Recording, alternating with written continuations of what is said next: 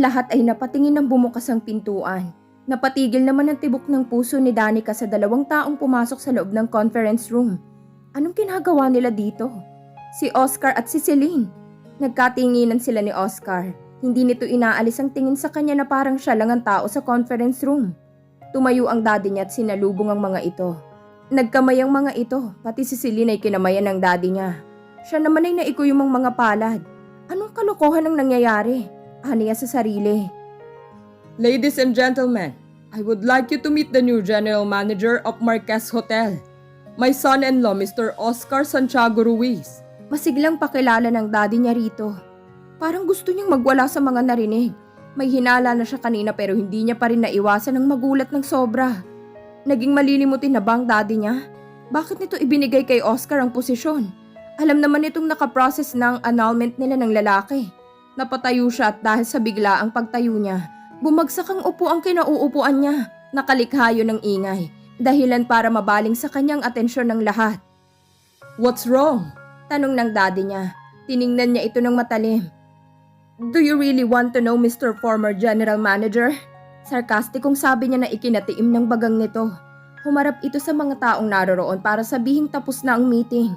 Tanging siya at ang daddy niya, si Oscar at Celine na lang ang naiwan doon. What's this, Dad? Bakit siyang inappoint niyo bilang kapalit niyo? Hindi na niya napigilan ang galit na sigaw niya dito. Nakita naman niyang kumuyom ang kamay ni Oscar. At kanino ko ibibigay? Sa'yo? Umiling-iling ito. This is not a game, Danica. Marquez Hotel is not a joke. It needs a person na makakapagpalago at hindi ang makakapagpabagsak? Hindi ang katulad ko? Mapait na dugtog niya sa sasabihin ng daddy niya. Natigilan ito sa sinabi niya. Para namang may pumiga sa puso niya sa hindi pag-imik nito. Bumuntong hininga ang dalaga at taas noong tiningnan ng ama niya. Then I'm resigning as your marketing manager. Yun lang at tinalikuran niya ang mga ito. Inirapan niya pa si Oscar nang madaanan niya ito. Kung ganon, kukunin ko rin ang lahat ng ibinigay ko sa'yo. And you need to support yourself on your own. Napahinto siya sa sinabi ng daddy niya. Why are you doing this to me? May hinanakit na tanong niya dito. Lumungkot naman ang mukha ng daddy niya at namulsa. Si Oscar naman ay nanatiling matiim na nakatingin sa kanya habang nasa tabi nito si Celine na nakikinig lang. It's for your own good, Iha. Malumanay na sagot ng daddy niya. Bahaw na natawa siya. For my own good? Pero bakit nasasaktan ako, Dad? Aniya sa katuluyan ng lumabas. Bumalik si Danica sa opisina niya at doon nagpalakad-lakad. Inis na tinapon niya lahat ng nasa table niya dahil sa sobrang inis na nararamdaman. Nakadagdag pa sa galit niyang kaalamang hanggang ngayon ay magkasama pa rin si Celine at si Oscar. Hindi niya maiwasang magselos nang pumasok ang mga ito sa pinto kanina. Sila na ba? Si Celine na ba ang pinalit sa kanya ni Oscar? Nananadya ba ang mga ito? Gusto ba siyang pasakitan ng mga ito? Dahil kung yun ang dahilan, nagwagi na ang mga ito. Pero mawawala muna siya bago malaman ng mga itong nararamdaman niya. Sa bagay ayos na rin na nandito sila. Dahil pagkatapos niya mamayang gabi kay Marvin, si Oscar at ang babaeng yun ang isusunod niya. Keep your friends close and your enemies closer, Danica. Napasmirk siya sa naisip. Hindi siya dapat magalit. Dapat pa nga siyang matuwa dahil abot kamay na niyang mga kaaway. Pagsisisihan ng dalawa na yun na tumungtong sila sa teritoryo niya. Galit na bumaling siya sa pintuan ng bumukas yun. Pumasok roon si Oscar na napatingin sa mga papeles na nagkalat sa sahig. Can we talk? Formal na sabi nito. Tiningnan niya ito ng masama. Umikot siya sa likod ng table niya at naupo dahil nanginginig na naman ang mga tuhod niya. Hinagod niya ito ng nakakalokong tingin, saka sinenyas ang umupo sa harap niya. Malaki na talagang pinagbago ng asawa. Wala na rin itong salamin. May taste na rin ito sa pananamit. Hindi na rin ito nahihiyang kausapin siya. Parang mas nadagdagan ng confidence nito at tiwala sa sarili.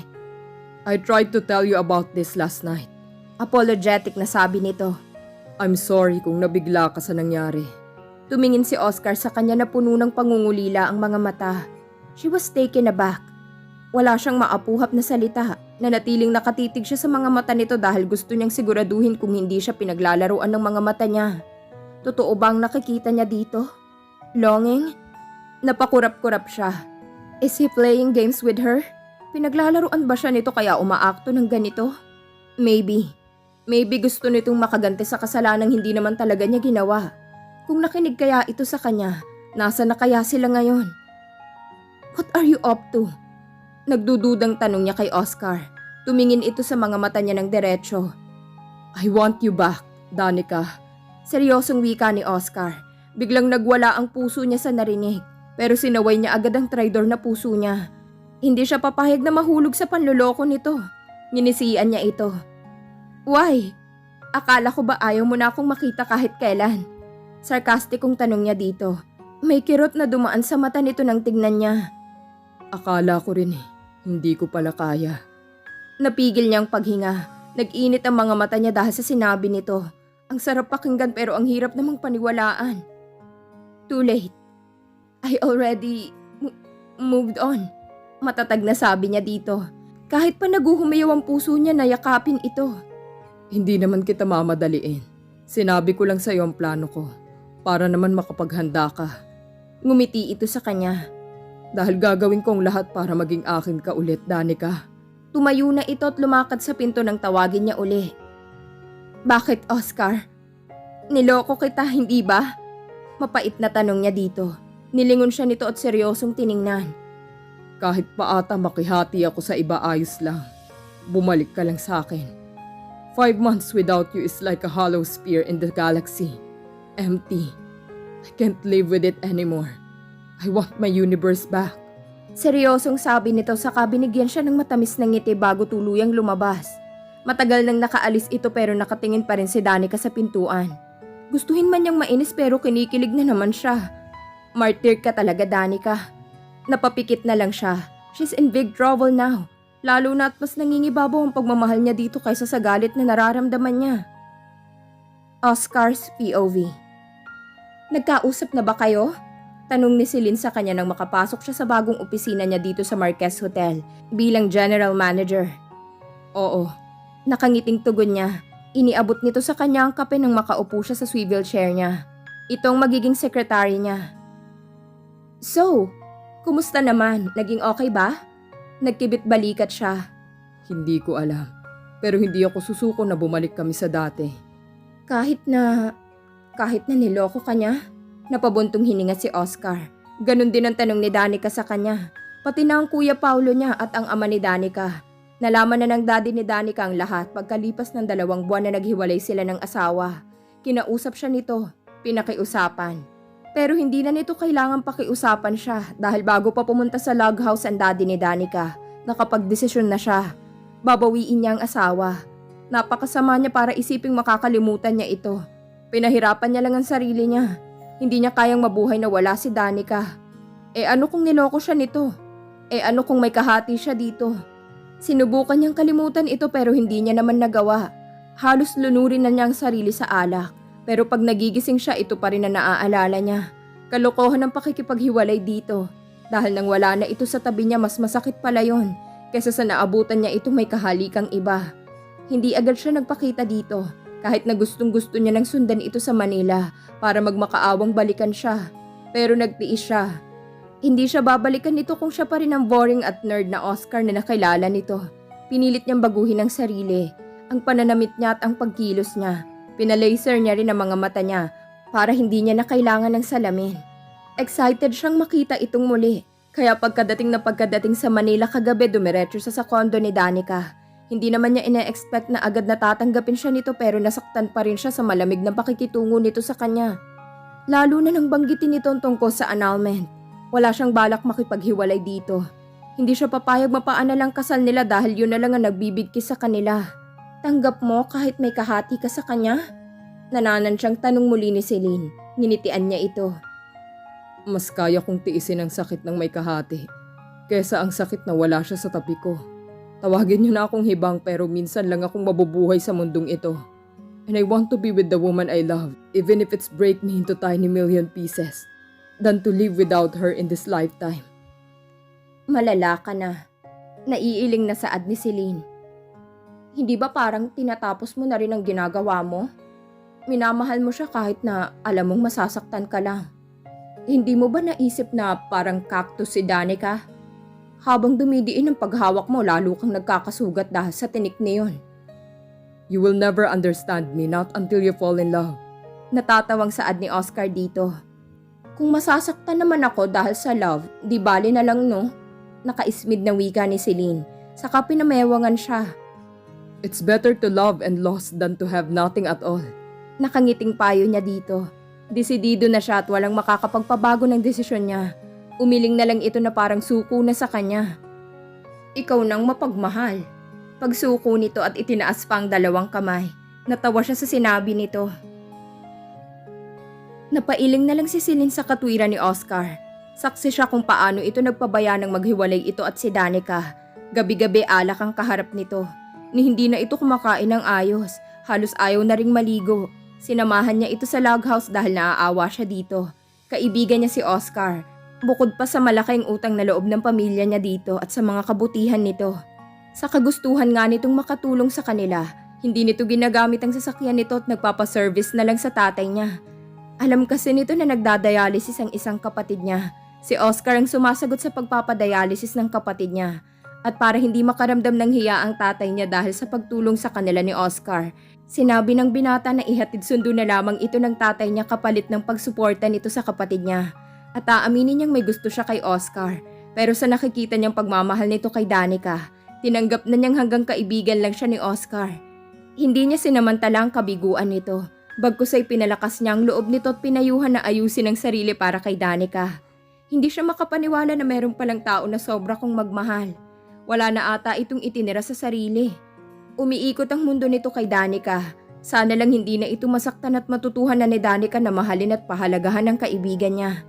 Sa tingin niya mas hibang si Danica. Hindi nito nakikitang kahalagahan ng taong nagmamahal dito ng sobra-sobra.